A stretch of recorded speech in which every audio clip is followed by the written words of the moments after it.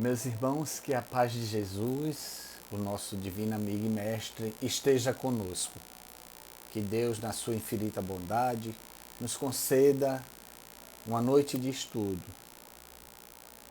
muito feliz, sob sua proteção e seu olhar, com a assistência dos bons espíritos.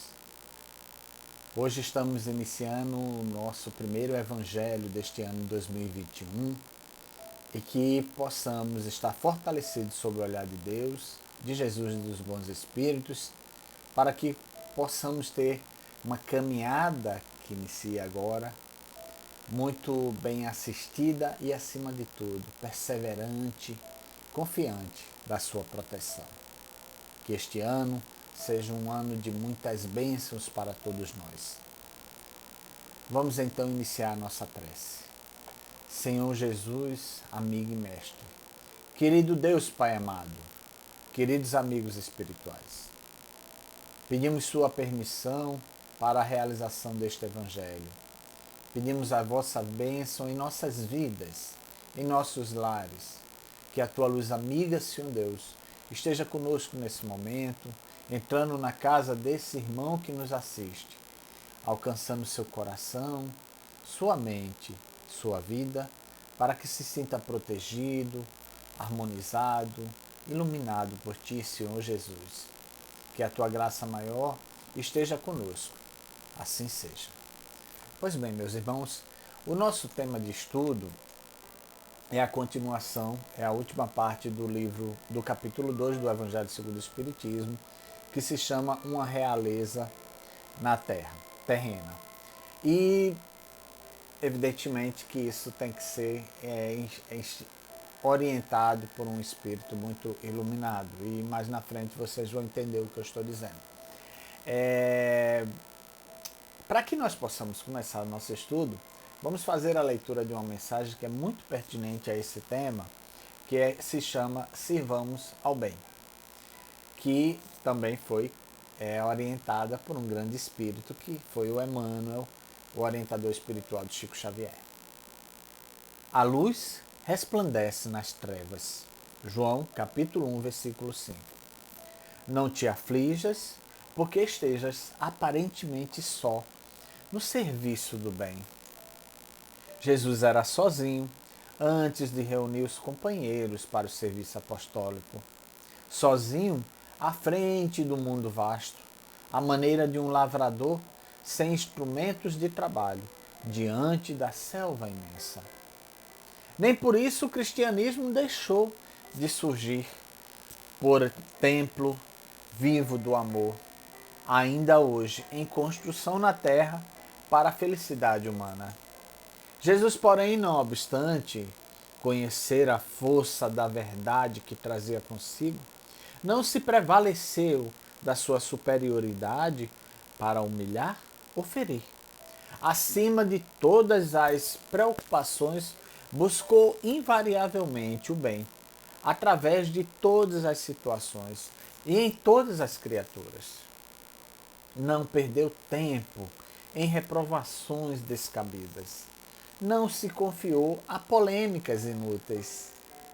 Instituiu o reinado salvador de que se fizera mensageiro, servindo e amando, ajudando sempre e alicerçando cada ensinamento com a sua própria exemplificação.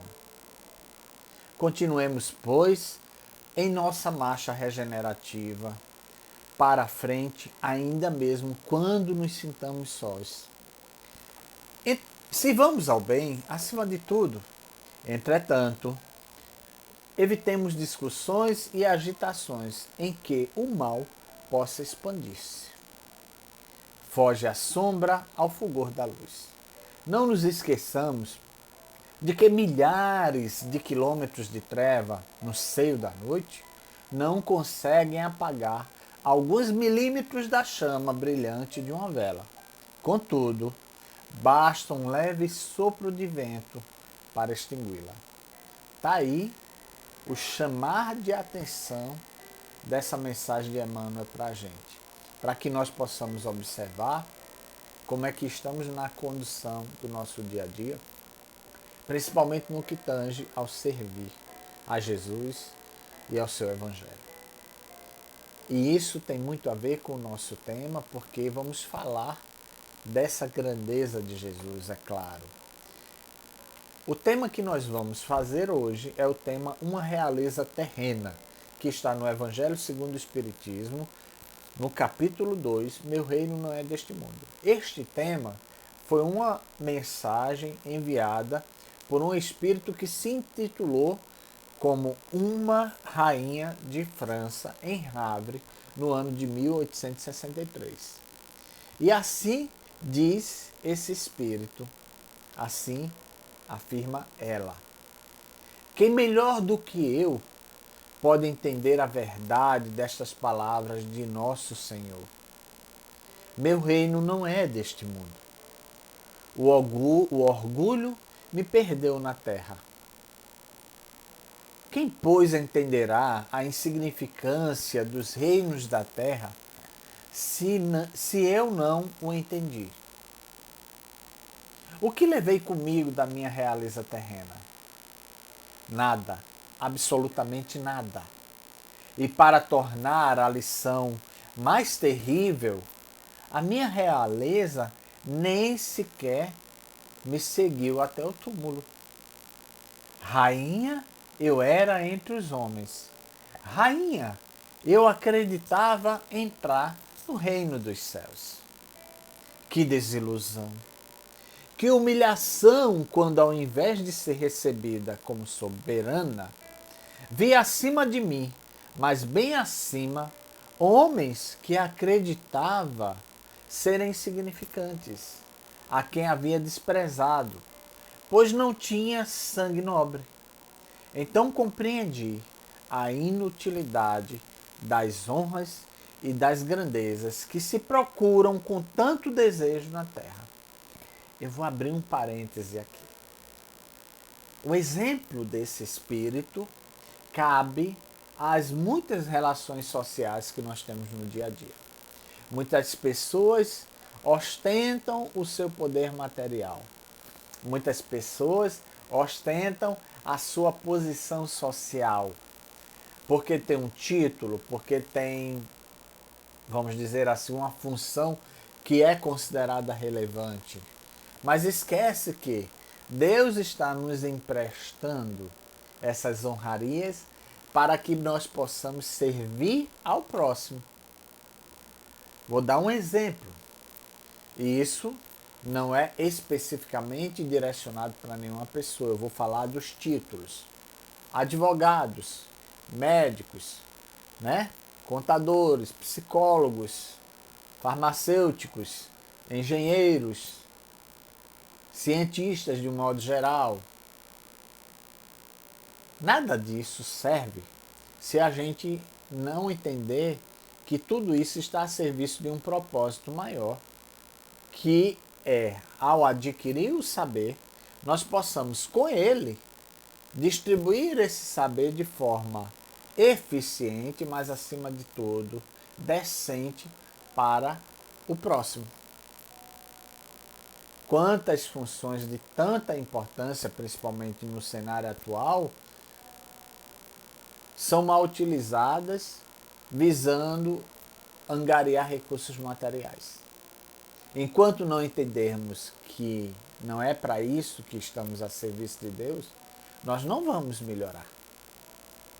E eu vou falar agora de política. Essa rainha que exemplifica aí a sua história, que viu que ao morrer, ao chegar no reino de Deus, né, no reino dos céus, se deu conta de que de nada serviu as honrarias que tinha na terra. Imagina então o que vai acontecer com todas as pessoas que têm muito poder, ou que tiveram muito poder, e ao se dar conta que esse poder é transitório, e que um dia se acaba, e que nada disso vai dentro, né, do caixão. Que nada disso vai para os 7 palmos de terra ao ser colocado ali quando morrer. Que o corpo é que fica, mas o espírito prevalece. E esse espírito, ele prevalece pelas suas boas obras, não pelas coisas que teve. não pelas conquistas materiais, e sim pelo que o coração conquistou, pela que a sua nobreza de sentimento possa ter conquistado. Continuando o estudo.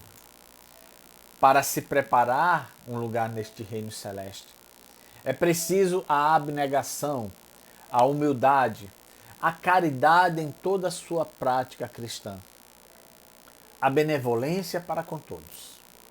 Não se pergunta o que foste, que posição ocupaste, mas o bem que fizeste, as lágrimas que enxugaste.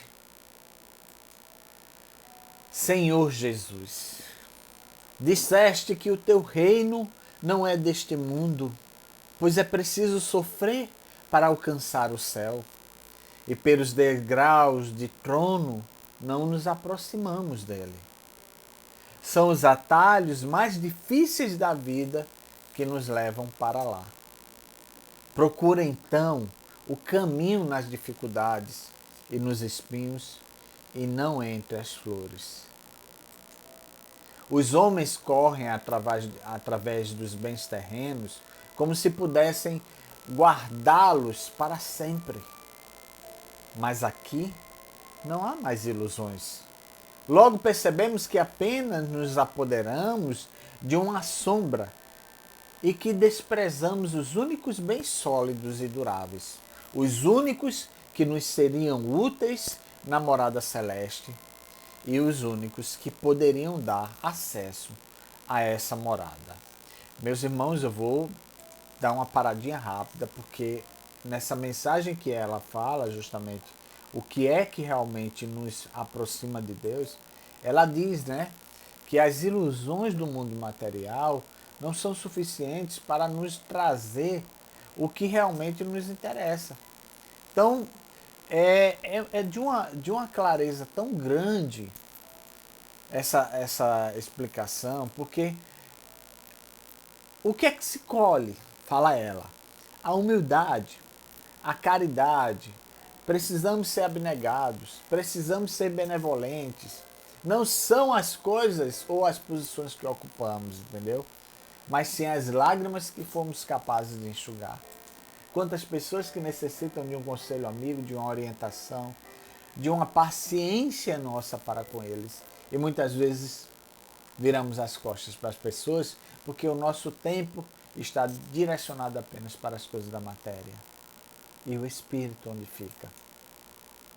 Pois bem, e no final ela diz o seguinte: tem piedade dos que não ganharam o reino dos céus, Senhor Jesus. Ajudemo-nos uns aos outros com nossas preces, pois a prece nos aproxima do Altíssimo. É o traço de união entre o céu e a terra. Não esqueçamos disso. Coisa linda, né, meus irmãos? Precisamos nos voltar mais para Deus. Neste ano que iniciamos, meus irmãos, façamos isso. Assumamos com nós mesmos esse compromisso de estar mais próximos de Deus. Oremos pelo próximo, por aquele que necessita. Oremos por nossas famílias, é claro, mas não pelas coisas materiais. Oremos para que haja mais equilíbrio espiritual, principalmente para aqueles que não têm a Deus no coração. Tenhamos compaixão dessas pessoas, não julguemos, mas oremos por eles, porque a luz da oração é necessária para todos, indistintamente. E, portanto, vamos fazer a nossa oração. Obrigado, Senhor Deus, por esse encontro contigo. Sejamos humildes, benevolentes, enxuguemos lágrimas, assim diz essa rainha da França. Que a tua luz divina, Senhor Jesus, se espalhe sobre nós, alcançando nossos corações sofridos com as nossas desilusões, e que possamos ver a verdade que nos parece tão clara e objetiva. Oremos um pelos outros. Sejamos amor, sejamos luz. E espalhemos a luz da oração por onde nós passarmos. Que a tua graça maior esteja conosco hoje e todo sempre. Assim seja. Que Jesus nos abençoe a todos. Fiquemos com Deus. Assim seja.